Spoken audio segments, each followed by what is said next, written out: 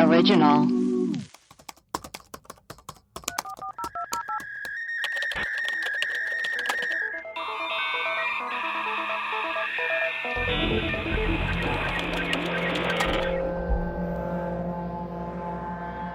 Hello and welcome to Web Crawlers, the podcast where we do a deep dive into some of our favorite unsolved mysteries. Each week, we will introduce our topic, lay out our research and findings, reveal some conspiracy theories, and conclude with our own hypothesis. Who knows? We might even solve a case. I am Allie Siegel. I'm Melissa Stettin. And I'm Maria Producer. Web Crawlers has a Patreon. Melissa, did we get 100,000? I know we were at like 99,994. We are so close to getting 100,000 listeners in the past month. We're at 99,994 or something. I think that we'll make it to 100,000, right? We will. So we have a Patreon. Because we got 100,000 listeners in a month, I will record myself reading Bigfoot erotica and put it on the podcast. I mean, put it on the Patreon. It says here in mine that you've, in the last 30 days, only had 98,106. So this has been a lie. Allie's face is, she's shocked. We're not even close. I feel like at the end of May, we're going to have 100,000. I don't know. I think it's hopeless. I don't know. Don't say it's hopeless. As your producer, I just want to tell you that I think it's hopeless for you guys. That's cool. I take it back. I'm not going to officially do it. So then you guys really have to tell your friends and make sure you listen every day and like tell your coworkers, your friends, your family. If you want to hear me do that Bigfoot erotica on Patreon, you guys got to get us to 100,000 listens in a month. Also, please rate and review us on Apple Podcasts. If you give us a 5-star review, screenshot and DM it to us, and we will shout you out on the podcast. Erios also has a hotline. 626-604-6262. It's really been popping off, and we get like a bajillion messages a day, and we love listening to them, and we love playing them. We will play them on our Friday mini episodes. Melissa, who are our patrons for today? We have David B., Rebecca P., Rebecca Y., Whoa. Katie C., Marcos M., Stacy C., Kayla R., Natasha A., Shay K., Rachel B., Chris W., Matt, Marissa A., and Noelle B. Welcome. Wow. A lot of new patrons. Thanks, guys. You guys are going to get to hear me probably read Bigfoot erotica, so good for you. Congrats for you. Do you think I should order a Bigfoot costume off Amazon and read Bigfoot erotica while dressed like Bigfoot? Yeah, 100% yes. Yeah. Okay. So, Melissa, what is our main story for today? Our main story is about the Waco Siege. Yes. So it began in early 1993 when a government raid on a compound near Waco, Texas led to a 51-day standoff between the FBI and members of a Christian sect called the Branch Davidians. And the siege ended dramatically on April 19th, 1993, when a fire burned down the compound, leaving about 75 people dead, including 25 children. Horrible. What exactly happened to cause this disaster?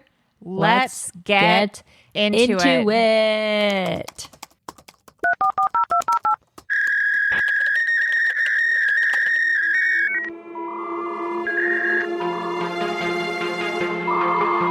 The standoff between federal agents and members of the Branch Davidian Church came to a fiery end 51 days later. Their leader, David Koresh, a self-proclaimed son of God. Tell them there are children and women in here and to call it off. They would do anything for this man. So here's what happened at Waco. So on February 28th, 1993, about 80 agents from the U.S. Bureau of Alcohol, Tobacco, and Firearms, aka the ATF, raided this religious compound near Waco, Texas, after receiving reports that the Branch Davidians and their leader, David Koresh, were violating gun laws. There was a shootout, 4 ATF agents and 6 Davidians were killed. A ceasefire was arranged, and almost 900 law enforcement officials surrounded the compound, including hostage negotiators and FBI agents. So reporters arrived on the scene as well, and the 51-day siege that followed would play out on TV screens and in newspaper headlines around the world. Despite some early negotiating successes, the Davidians sent about 24 children out in exchange for food and other supplies. Numerous children remained inside, and many of them were David Koresh's children with multiple women. Yeah. So here's some background on the Branch Davidians, the people who were at this compound. So in the 1930s, a disgruntled member of the Seventh-day Adventist Church named Victor Hotef had broken away and started the Davidian movement. This guy, Victor, died in 1955, and in 1959, his widow, Florence, took over. She said that Armageddon was about to happen, and she asked everyone to relocate to this compound called Mount Carmel, which is near Waco, Texas. So they did. And then everyone waited, but then nothing happened. So this failure led to a guy named Ben Roden starting an offshoot of the Davidians known as the Branch Davidians. So this guy, Ben, he died in 1978, and then his wife, Lois, was 65. She became the head of the Davidians. But then in 1981, this 22-year-old guy came in to join the compound. His name was Vernon Wayne Howell. This guy started hooking up with Lois. Whoa. He was, 40 years younger than her? Yeah, what a cougar Lois was. What a cougar. Lois already had a son named George who had planned on taking over the Davidians when Lois got too old. But Lois didn't have confidence in her son, so she started grooming this 22-year-old dude, Vernon, to be the leader. Whoa. So Lois then claimed that she got pregnant by Vernon, which is you're 65. I don't know if that is possible. She said... No, I think she must have been through menopause already. She said that she was carrying, quote, the Lamb of God, but then she had a miscarriage. I recently got an food allergy test, and it turns out I'm allergic to lamb. Really? Yeah, just side note. So then she said she had a miscarriage.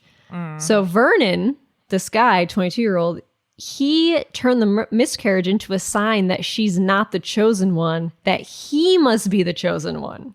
Oh, Jesus. Yeah. Maybe his sperm was bad and he's not the chosen one. That's so stupid. Yeah.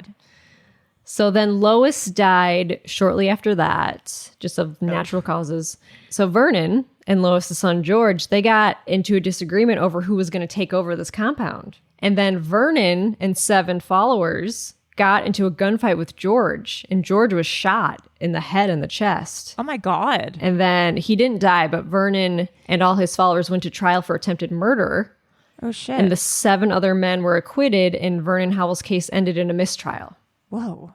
Because everyone thought this guy George was he's crazy anyway, his mom runs this cult and blah, blah, blah. So then Vernon took over control of the Branch Davidians, this 22-year-old, and he legally changed his name to David Koresh. Dun, dun, dun. Yep, he's the 22-year-old who came waltzing in there and was hooking up with Lois. So he changed his name, David Koresh. Koresh is the Hebrew translation of Cyrus, the ancient Persian king who conquered Babylon and allowed the Jews to return to Israel. Whoa, that's interesting. I have a weird note that probably should come in later, but the Branch Davidians, once David started leading them, their followers came in from everywhere.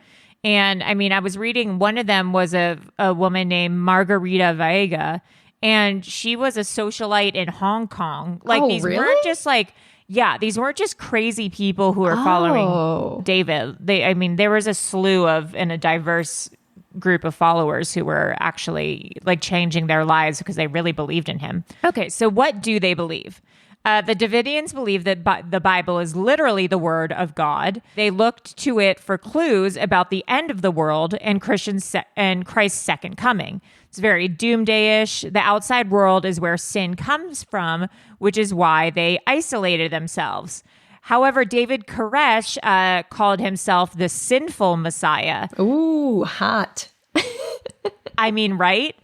So that would be a good shirt, Sinful Messiah. So he thought that like the Messiah, what's so funny? That's a good. Your ideas are good. They're good. We sell a lot of merch. We do. Is that capitalizing on Waco though? Like, is that disrespectful? I was thinking maybe. It's questionable. We're gonna get a message being like, that was rude. Like half the things I say need to be cut out. He thought that the Messiah needs to know what sin is so that he can teach people what not to do. Oh, sure. That's a cool loophole. It is, right? Which is how you know, like, it's a cult. Which is why he thought it was important for him to have experience, like, drinking and with drugs and, like, with rock and roll and, like, with having sex with multiple women. He also taught what was called the 7 seals. Right. Which are the 7 seals of God. And the opening of the seals of the document occurs in Revelations, chapters 5 through 8. It marks the second coming of Christ and the beginning of the apocalypse. So he would teach, like the whole foundation of his Branch of Davidians was teaching these 7 seals and the coming of the apocalypse. There's a lot of like, and he wrote a whole like manifesto because I think like, oh, right. cult leaders like love manifestos. Yeah, they do. And I think it's like one of the rules. He wrote a manifesto on the 7 seals. And if you want to read it, it's on the internet. We're not going to read it here. Okay, so who is David Koresh, also known as a Sinful Messiah? He had a rough childhood. His mother was 14 years old when she had him. He dropped out of school. He was part of the evangelical church, but was kicked out when he tried to hook up with the pastor's teenage daughter, saying God had ordered her to marry him. Uh-oh. And that's like the foundation of almost everything he did. He was like, God. Yeah. I mean, he thought he was talking directly to God and like was a disciple of God and would be like, God is ordering me to have sex with this like 11-year-old girl. Ugh. I mean, he was messed up. He also played the guitar and sang. You know, a fun fact about What? his guitar, you know that Matt Gorley owns David Koresh's old guitar. Oh, I didn't know that. How? Explain.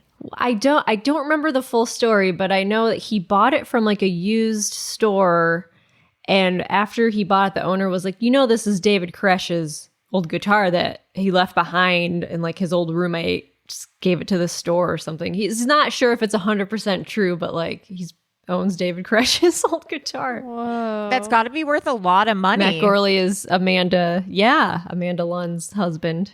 That's crazy. Yeah. Also, like, he was good at guitar and singing. Like, He has some, there's music online somewhere. yeah. And there's footage of him playing. Like, he was good. And he's also, I will say, hot.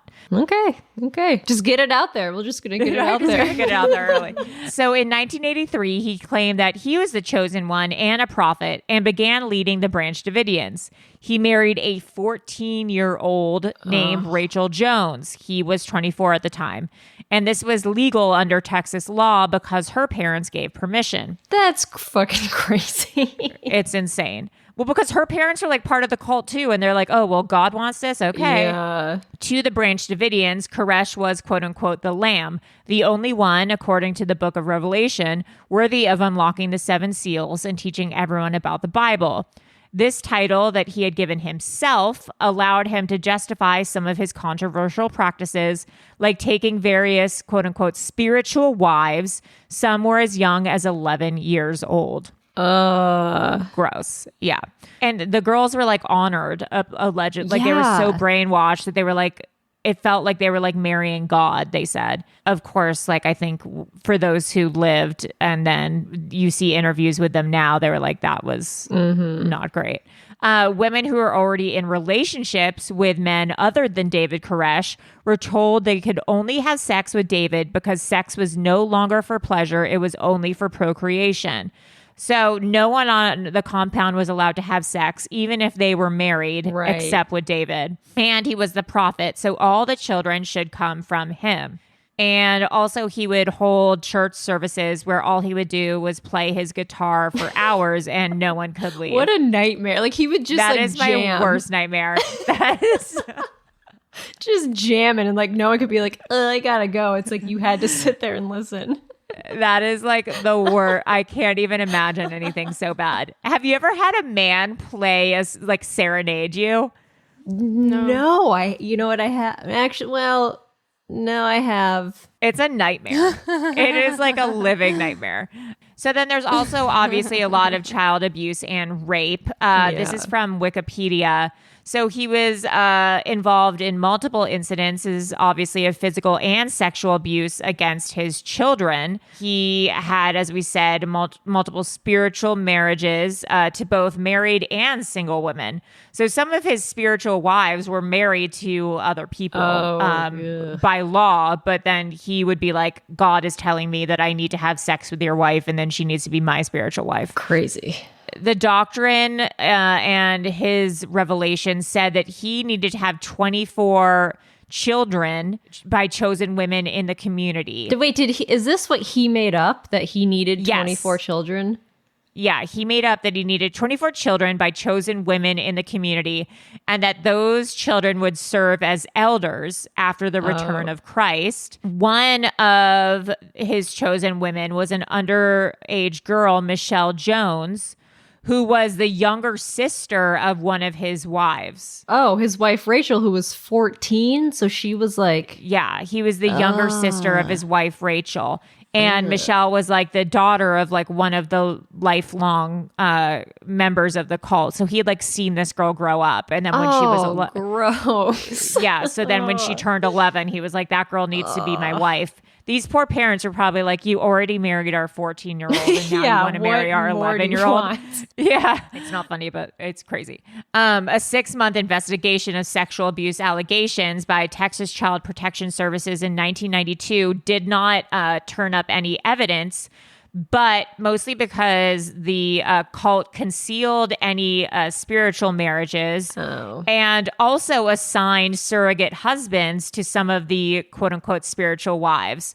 So, for example, David Thibodeau, who is one of the survivors of the cult and wrote a book about it. Oh, right. He was, didn't Rory Culkin play him in the Waco series? In the show. They forced him to marry Michelle. Oh, right. Yeah, to kind of hide any stuff that David Koresh was doing. Also, some of the youngest girls on the compound who were like 11 years old, were given plastic stars of David as an acknowledgement that they had the quote unquote light and were able to have sex with Koresh. Oh, God. This is crazy.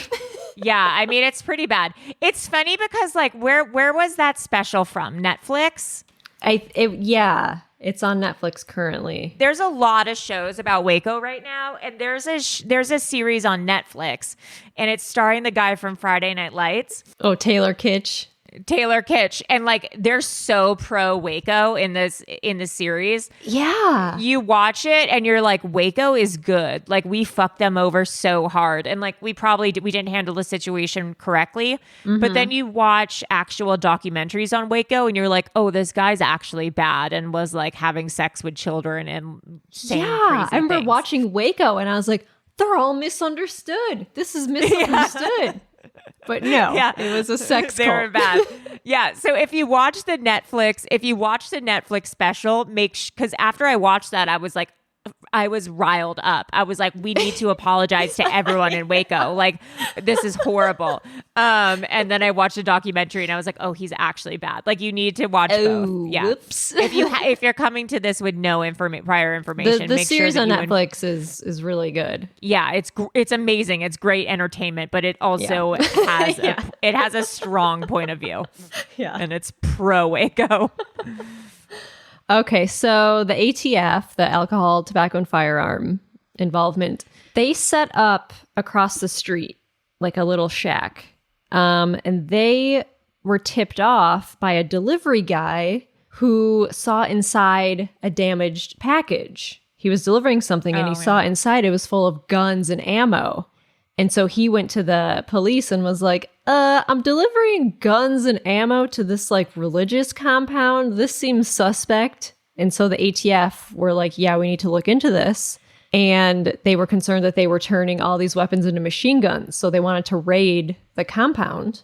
So they like set up across, I don't know, like a half mile away. They set up to like monitor the compound. And one of the agents that was living across the street from them was Robert Rodriguez. He acted as an undercover agent. He went inside the compound as like, oh, I'm interested in joining the Davidians. But David Koresh was like initially suspicious of him. Right.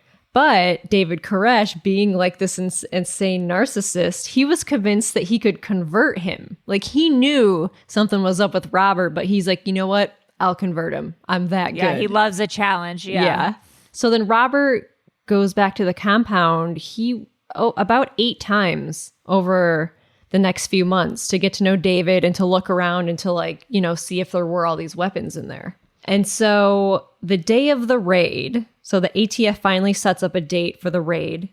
And that morning, Robert Rodriguez goes to the compound to hang out with David. But somehow the media was alerted to the raid. Either someone leaked the info to the media or the ATF did it themselves, which makes no sense because why would they want Waco compound to know that people are coming? Yeah. So that's kind of, it's weird. And a news truck on the way to the compound got lost. And so it stopped to ask a postal worker for directions to the compound. Well, the postal worker asks, well, why are you going there? And the news truck guy says, well, there's a raid happening. Oh my God. Well, the postal worker just happened to be a member of the Branch Davidians. Oh shit. So he, peels out of there, goes to alert the people like a news truck's on the way. He said there's a raid happening. So they were prepared. They knew what was about to happen. And so this guy, Robert, this undercover agent, he was inside when this postal worker comes in to tell them about the raid. So Robert is like, he goes back to the ATF house and was like, they know about the raid. We can't do the raid. They're prepared. And the FBI says they're still going to go through with it. Ugh. They're like, fuck it. We're going to do it. That's so dangerous. It's so stupid. So at 9 a.m., they send an 80 vehicle convoy to the compound and 2 helicopters. And the shootout begins. Oof. And so... all because they think they have machine guns? Yes. Yeah. And why did they have so many guns? That's debatable. That's like... some people say it's because like they were just stockpiling them for like when the end of the world happens. And some people say that they were planning on like massacring a bunch of people. Weird. It was illegal. Well, I don't know if it was illegal because they weren't. One of the allegations was that they were turning them into assault rifles or whatever machine guns. But they were all normal. They weren't doing that. Right. And then also they said that they were stockpiling weapons for if they were ever raided by the government. Mm-hmm. And then they were raided by the government. Yeah. And the government didn't try to talk to them first? Like, hey, we hear you've got... Well, this is what happened. This is the whole 51 Maria, day. You just wait. By the way, there's like a gorgeous cardinal bird. Like it's red. It's small and it has like a red. It flew away, but it was gorgeous. It just. Wow, it's a sat sign. next to my window. It's a sign. Yeah, it's beautiful. By the way, I woke up this morning. You know how I put that corn on the cob outside for the squirrels to get? Yes. I woke up at 7:30 a.m. this morning, and I went and I looked out the window, and there was one eating it, and my face lit up like a Christmas tree. Did you take a picture of it? Yeah, but we've got a screen in front of the window, like so it couldn't get a good picture. But then I went and woke Craig up. I said, a squirrel's there. And he was like, leave me alone. Yeah, he said, what are you doing? No, he said, take a picture. But he said, take a picture, it'll last longer. Will you tell us so our listeners have some reference what you're talking about? I just tied a dried corn on a cob to this cornucobia. I tied a dried corn on the cob to the tree outside our apartment, and just been spending a lot of my day looking out there waiting for a squirrel to come and get a little nibble. That's great. I love that for you. And finally it happened, and he had a friend, because I saw him looking down as he was eating one of his kernels, and then when he was done, I saw them run off together, like the sword and the stone or whatever. Like Thelma and Louise. Yeah, like Thelma and Louise, right off a cliff.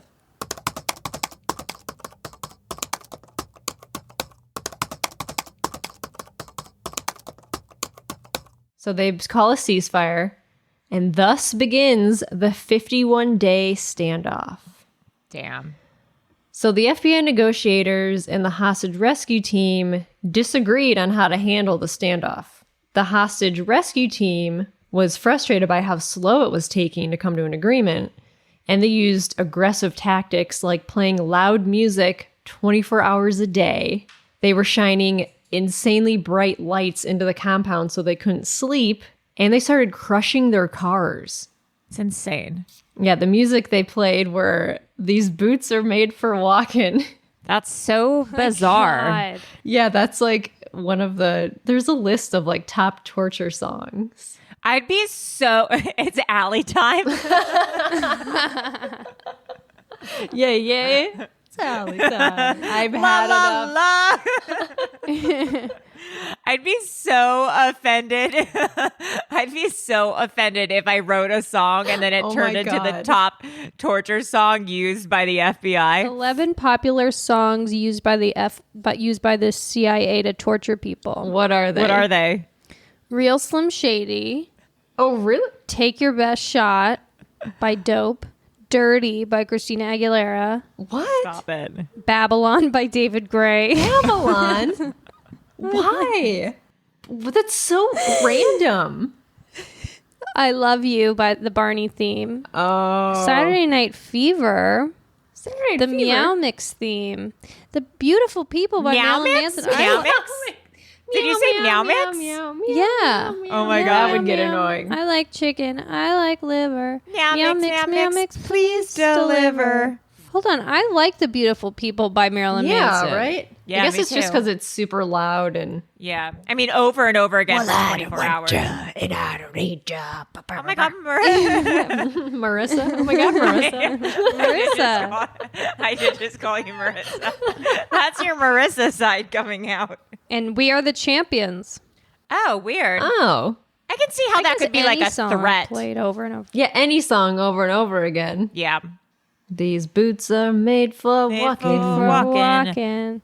And, And that's just what I'll do. One of these days, these boots are gonna walk all over you. Enter Sandman. Oh. Yeah, the song about crib death. Is that really what that's about? Yeah. Oh my God, Matchbox 20 Cold. No, Allie's favorite band. Which song? Cold? I don't Which know. one's Play Cold? it. I've never heard It goes it. down there, down there, down there, down there, down there. Down there, down there, down there, down there, down there, down there, down there. That's not helping Prince, me. Raspberry Beret. These just seem like this is just what plays on the radio. Like what? I will do without spaces in between. I think that's a nice song. If that's torture, then torture away, baby. Yeah. Then torture me, sweetheart. Torture me, Rob Thomas. Yeah. Okay, so during the siege, How do you pronounce? I pronounce it siege. am I saying siege or siege? I'll look it up. I'll look it up. Gotta warm if up. you guys need it. Siege. Oh, siege. Hard-G. Oh, I Siege. pronounce it siege. It's cool. You sound like French. During the siege. Butthole. No, I knew that was not. coming. It's not how you pronounce siege. Pussy. Nope. Nope. Penis. So during this siege, Lunchbox. in what? Lunchbox. I'm not crazy. I'm just a little. Little unwell. During the siege, in mid-April, religious scholars reached out to David Koresh through a radio show where they were discussing the teachings of Revelation. So David Koresh sent a message through his lawyer announcing that he had received word from God and was writing his message on the 7 seals. Oh, his manifesto. He said he would come out with his followers when he was finished. So he spent most of his day writing. But the FBI didn't believe him that he would surrender when he was finished writing. But the hostage negotiator was like, let's just take some time. He said he's going to come out. And the FBI was like, nope, no time to wait. So they decided to end the siege, and Attorney General Janet Reno ended up approving a plan to fire CS gas, which is a form of tear gas, into the Mount Carmel compound to try to force out the Davidians. So just after 6 a.m. on April 19th, 1993, FBI agents used 2 tanks to penetrate the compound, and they sprayed CS gas inside the compound for 6 hours. That's so crazy. Yeah. And then around noon, several fires broke out around the compound, and gunfire was heard inside. And firefighters didn't enter because of safety concerns, and the flames spread quickly and engulfed the compound. Oof. The FBI says that the Davidians started shooting at them, but the Davidians said the FBI was shooting at them. So nobody knows what actually happened. But according to the Netflix, it was definitely the FBI. shot Yeah. Only 9 Davidians were able to escape. Oof. Investigators later found 76 bodies inside the compound, including 25 children. So sad. Yeah, some of them, including David Koresh, had fatal gunshot wounds, which suggests either suicide or a murder-suicide. Oof.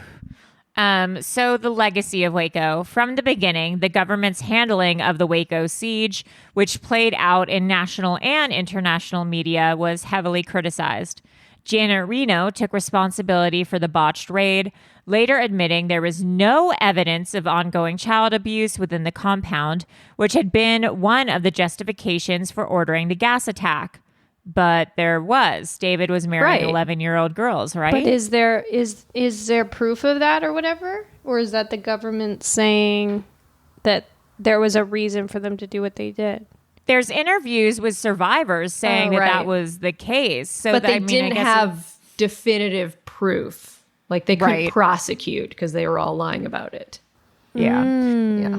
The government maintained that its actions played no role in starting the fires at the Waco compound, but in 1999, it was revealed that some of the gas the FBI used was flammable under certain conditions. There is audio from inside the compound of the Branch Davidians being like, should we put more gas over here? Like, where do you want me to put the gas? Like during the fire. So it is alleged that the Branch Davidians started the fire themselves to get rid of some of their documents and to get rid of some evidence. I found some audio here. Oh, no, you didn't. Yes, I did. No, you didn't. Waco Siege. Is that what you're talking about? Yeah, thank you for finding that. Yeah, that is what I saw that on some documentaries. That's perfect. Thank you. Yeah, that's the evidence of that. Maybe they started the fire themselves. Janet Reno subsequently appointed a lawyer and former Senator John Danforth to lead an investigation into what really happened. In 2000, he concluded that government agents did not start the fires or shoot the compound. Well, that's just not true. Despite this conclusion, resentment lingered about the government's handling of the situation, which partially fueled the growth of homegrown militias in the United States. Yeah. The Waco Siege and the 1992 Ruby Ridge incident, which was bonkers, in Idaho, are often cited by government critics as examples of overreach and intrusion by federal officials. Have you watched the Ruby Ridge documentary? No, I don't know what that is. What is that? That was in Idaho. It was a guy who was suspected of... Idaho. Oh, no. She went there. I am. We didn't think she was going to go there, and she went there. So this guy in Idaho was like suspected of having all these weapons, and the FBI did like a standoff. They ended up like killing this guy's dog. They killed his wife. They were shooting. It was crazy. It was like unnecessary. Oh my God. Because Waco was 92, 93. This was 92. So this is kind of what started people thinking like, oh, we need to protect ourselves from the government. Those are the 2 incidents that were like why people started buying all these guns and having all these arsenals of weapons in their homes. And that's why crazy people in Hermosa Beach want to get haircuts during coronavirus. Exactly. Freedom. freedom. And this also led to Timothy McVeigh in April 1995, on the second anniversary of the Waco Siege's end. Timothy McVeigh used a truck loaded with 4,800 pounds of fuel oil and aluminum nitrate to attack the Alfred P. Murrah Federal Building in Oklahoma City, Oklahoma. With a total of 168 people killed and some 850 wounded, the Oklahoma City bombing was by far the deadliest terrorist attack in the United States to that date. I didn't know that it was on the anniversary. I had no idea either. That's crazy. I mean, it obviously, yeah, like you were saying, it probably influenced a lot of people to be, anti-government. So some theories that we have. The ATF was seeking a budget renewal at this time. They needed a big win in order to be approved, which is maybe why they tipped off the media. Obviously, they were hoping that this would be like an easy and a big win, and people would be like, way to go for stopping this doomsday cult that was hoarding machine guns. And then it did not turn out to be anything close to that. Yeah, so that's like, because they don't know who tipped off the media, if it was like someone on the inside, but someone are like, oh no, the ATF did it because they're assholes and they want to be like, look what we're doing. I mean, I think the biggest issue in this whole thing is like men's Messiah complex. Yes. I mean, David Koresh is the one who started this or led this cult in the first place. Right. So like, what is a Messiah complex? It's also known as a Christ complex or Savior complex. A state of mind in which an individual holds a belief that they are destined to become a savior today or in the near future. It believes that they're responsible for saving or assisting others. It is not addressed in the DSM, which is the Diagnostic and Statistical Manual of Mental Disorders. Oh, it's not. Yeah. It seems like it should be, because I know a person who's schizophrenic, and like one of the symptoms is like thinking that you are chosen by like a higher power to do something, or that you are like meant to be this god or something. Yeah. So they say that, however, the symptoms closely resemble other complexes in the DSM, including schizophrenia or delusions of grandeur.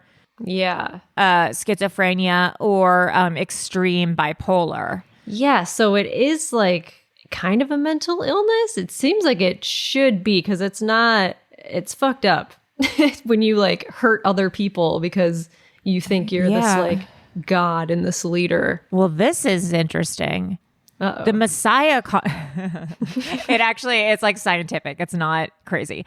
The Messiah complex is often reported in patients suffering from bipolar or schizophrenia.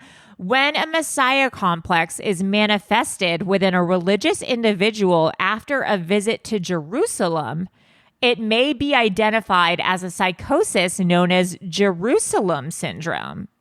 What? I have never heard of that before. Because they got like close to the Holy Land of being like, oh, if they're religious and they go to Jerusalem, which is like religious Mecca, then they could feel so close to Jesus himself. Yeah, it's a form of hysteria. And so what happens in crazy. Jerusalem syndrome? Jerusalem syndrome is a mental phenomenon known involving the presence of obsessive ideas, delusions, or other psychosis-like experiences that are triggered to visiting Jerusalem. It is not recognized in the DSM. You don't have to have any previous mental illness, but you can become psychotic, it says, after arriving in Jerusalem. It's characterized by an intense religious theme and typically resolves in a full recovery after a few weeks after leaving Jerusalem. This is so bizarre. There's a lot of articles written about it. Bizarre syndrome makes visitors to Jerusalem go crazy. That's so weird. Intense religious psychosis that resolves quickly on departure. It's like we got a vacation high.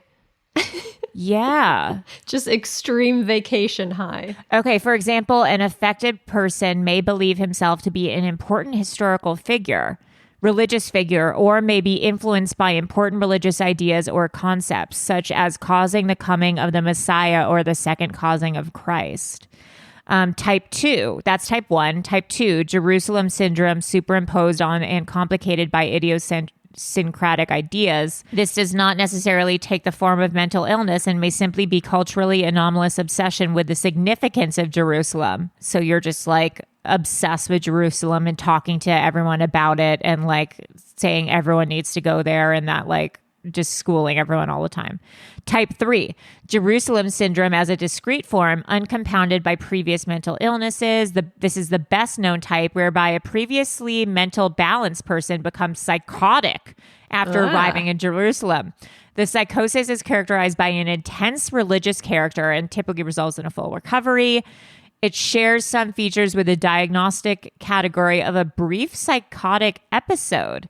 You might receive anxiety, agitation, nervousness, declaration of the desire to split away from the group or the family and to tour Jerusalem alone, a need to be clean and pure, preparation often with the aid of hotel bed linen or wearing toga-like gowns, always in white, the need to shout psalms or verses from the Bible. So this just seems to me like people just feel religious while they're in Jerusalem. Like, why is this a psychosis? Yeah, that's so strange. I wonder if it's like mostly people who are already religious go there and have like this crazy spiritual awakening or something. Yeah, it just feels to me like a spiritual awakening and that you're like taking advantage of all the spiritual. Yeah. But they're like, no, they're having a psychotic break. Like what? I don't know. That seems weird. If I was to go to some sort of like spiritual Mecca, I would be expected to be living a spiritual life while I was there. No? Yeah. Yeah, maybe if they're saying it's like really incongruous to their usual behavior, that's when it gets if they start dangerous. Acting strange. Yeah. If you start a cult from it, that's when it gets bad. Yeah, if you start a cult, that's when it gets dangerous. So I don't know, man. I guess like as usual, cults are bad. They're fun at first and then they end in death. And then the leader starts having sex with underage girls. That's how they always go. It always goes that way. It always comes to a point where it's like, God told me to have sex with a little girl. And then that's when things get off. They go bonkers. Bad. That's when things go bonkers. I wonder if there's ever been a cult that's like good. Well, Lululemon. No, girl, that ended up in murder. If any of our listeners know of any like great cults, I would love for them to email and just like let us know if there's any like tight cults out there. Yeah, right? I mean, you never really hear about the good ones. That's the thing. Also, I know that this woman, Lois, was in charge of the Branch Davidians for a little bit, but I would love to know of any like female-led cults. There's got to be some. You know, because I wonder if those cults ended up as bad as the other ones. Something to look into. I don't know. Melissa, if people want to reach us, where can they do so? You can email us at webcrawlerspod@gmail.com, or you can find us on Twitter and Instagram and Facebook and Reddit. Awesome. Well, I hope you enjoyed our show today. Thank you for your patronage. And remember, please, everyone, have one friend subscribe to the podcast because our goal is to get to top 200 true crime. I am Allie Siegel. I'm Melissa Stettin. And I'm producer Maria. Bye. Bye.